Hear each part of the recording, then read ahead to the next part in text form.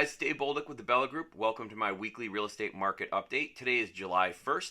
It's the first week of the month, so we're going to talk about the Connecticut real estate market. We're also going to talk about the housing market in general, and is the recession, with the recession potentially coming, are we going to see a big collapse? So before we jump into that, I just want to say, hey, please, if you're getting some value out of this, click the like button, subscribe, ring the notification bell so you can be notified when new content comes out. And it helps me to get this information out to other people so they can see what's going on and maybe add some value through discussion. And I'll tell you, and you guys know who I'm talking about because I've talked to you about it. If you're getting some value, if you have a comment, if you have a question, if you disagree with something I said, throw it in the comments so that more people can see it and have a discussion as well. So let's jump into it now. First thing, 700 new listings over the last few days. It's down a little bit from 900 round numbers.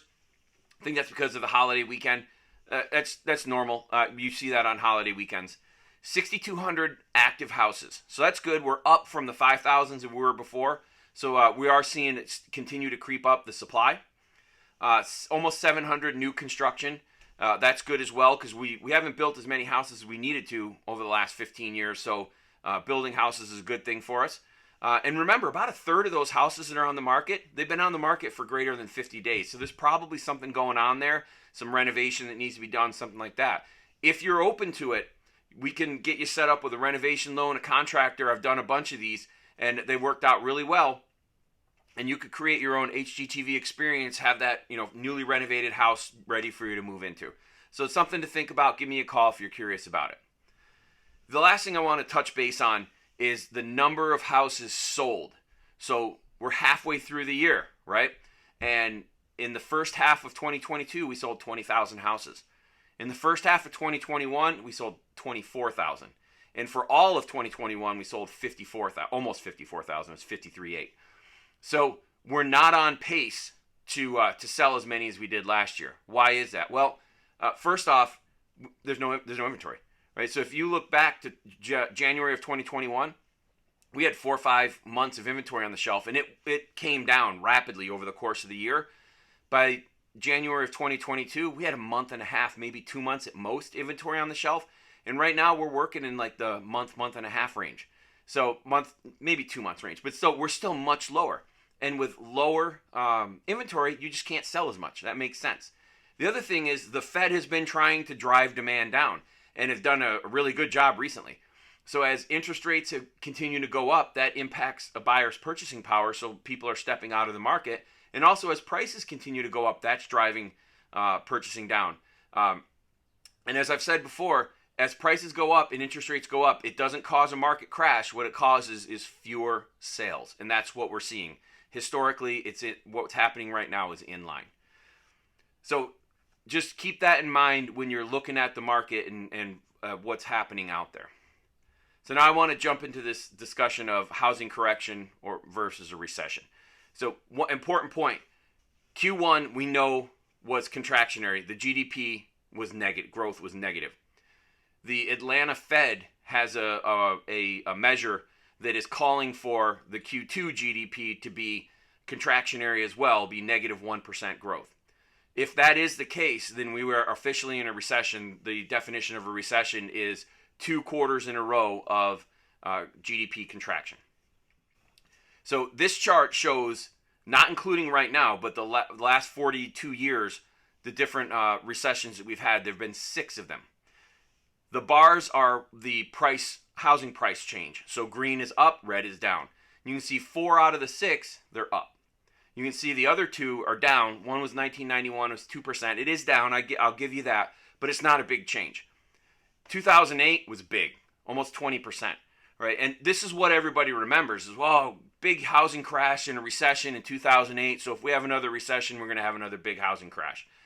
And that I was referring to earlier, somebody was talking to me about my videos and saying they disagree. This is what they were talking about. They're saying the housing market's going to crash. And I don't think so. And I just want to put out my reasons why. I think we're seeing prices flatten out. I think things are going to be flat for a while, up, down a little bit, but they're not going to climb the way they have been. And I also don't think they're going to drop 20% either, unless there's some event that I'm unaware of happening. So let's talk about this for a minute, and say why are we different from 2008? And again, you have to remember 2008, the recession was caused by the housing market crash, which was caused by lenders and their predatory lending practices at the time. Right? So it's the housing market crash caused the recession, not the recession causing the housing market crash. Keep that in mind. So the first thing that's different, bank lending standards are much, much tighter. If you've bought a house or refinanced a house anytime in the last 10 years, you know that they are significantly different. The standards are much, much tighter. That plays a big part because people who have very low credit scores make up a very, very small part of the people that have mortgages. Because they've raised the standards, the banks are checking to make sure that you can actually pay back these loans. The next thing is loan to value. Very high loan to value financing. So what that means is if the house is worth $200,000, you borrow $200,000, that's 100% loan to value. There's not many options like that right now. Before, and I actually did this, so I'm not kidding you. In 2007, I bought a house, and 80% first mortgage, 15% second mortgage, and a 5% third mortgage. And the second and third mortgages were adjustable rate mortgages, which I'll talk about in a minute. But that 100% financing put everybody at huge risk because I got no skin in the game at that point. I'm just living in this house basically for free, making monthly payments. So I decide not to make them anymore. Yeah, my credit gets wrecked, but I don't lose any money. Today, there's only a couple options that I'm aware of, and those are VA and USDA loans. So you have to qualify for those, and the screening process in order to get to complete an application is very rigorous. So you get all the credit checks and all that stuff. So it's not like it was. It's very different. ARMs, adjustable rate mortgages, much less popular. 35% of mortgages in 2008 were adjustable rate mortgages.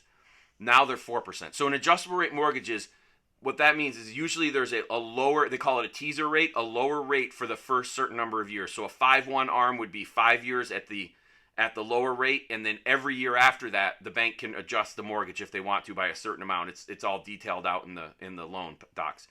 But that's what an adjustable rate mortgage is. So if interest rates are going up after you get the loan, you got that first 5 years. If you don't refinance out, then they can start pushing that mortgage rate up. Your payments go through the roof. There's nowhere near as many as there were back in 2008. The other one interesting point, last week 11% of mortgage applications were for ARMs. So it's something to watch out for, but right now it's not a problem. And then the last thing is there's more equity in homes. So the first thing I looked at is how many homes don't have any mortgage at all. So right now 65% of homes in the U.S. have a mortgage. The other 35% don't. Back in 2008, it was 67% that did have a mortgage, and then the other 33% that don't. So it's pretty much the same. But what's important is the amount that have positive equity versus negative equity. So 10.7 million homes in 2008 had negative equity. Remember, it's about 80 million homes, single-family homes in the U.S. 10.7 million of them had negative equity. Now it's 1.1 million. Significantly different scenario there. So certainly there are houses, there are homes, there are homeowners that are at risk, but there's many, many fewer than there were back in 2008. And just as a reference, a 5% decrease right now would put another 167,000 homes into that negative equity category. And just remember that we're forecasting a 5% increase, not a 5% decrease. So even if it stays flat, then nothing changes. If it goes up, then the number of negative equity homes go down. Why does this matter? People have skin in the game. If you look back to 2008 and read through some of the interviews of people who left their homes and why they did it, they're like, I didn't know I don't have any money in there. I can't afford it. The payments changed. It doesn't matter to me. I just walked away. Yeah, it trashed my credit for a little while, but it fixed. Eventually, it'll get fixed. Now you got people that put $5,000, $10,000, $15,000, $20,000 down to buy the house because you almost can't do 100%. There's very few cases, like I said. And then on top of that, they've built equity because housing values have gone up. So now they're looking at it saying, maybe I've got $40,000, $50,000, $100,000. I'm not going to walk away from that, especially when you can just list it and sell it, and then you walk away with money in your pocket. So I don't see people just running away from their houses and having everything collapse. It's kind of like during COVID when everybody was afraid they were going to get foreclosed on during COVID. It didn't happen there. The forbearance process worked out. We're seeing the same thing here. I don't see the market conditions. Again, there could be some black swan event I'm not aware of. I don't have a crystal ball, but based on the market data I'm seeing, it's not going to happen. So let's talk about the mortgage market survey, and then we'll wrap this up.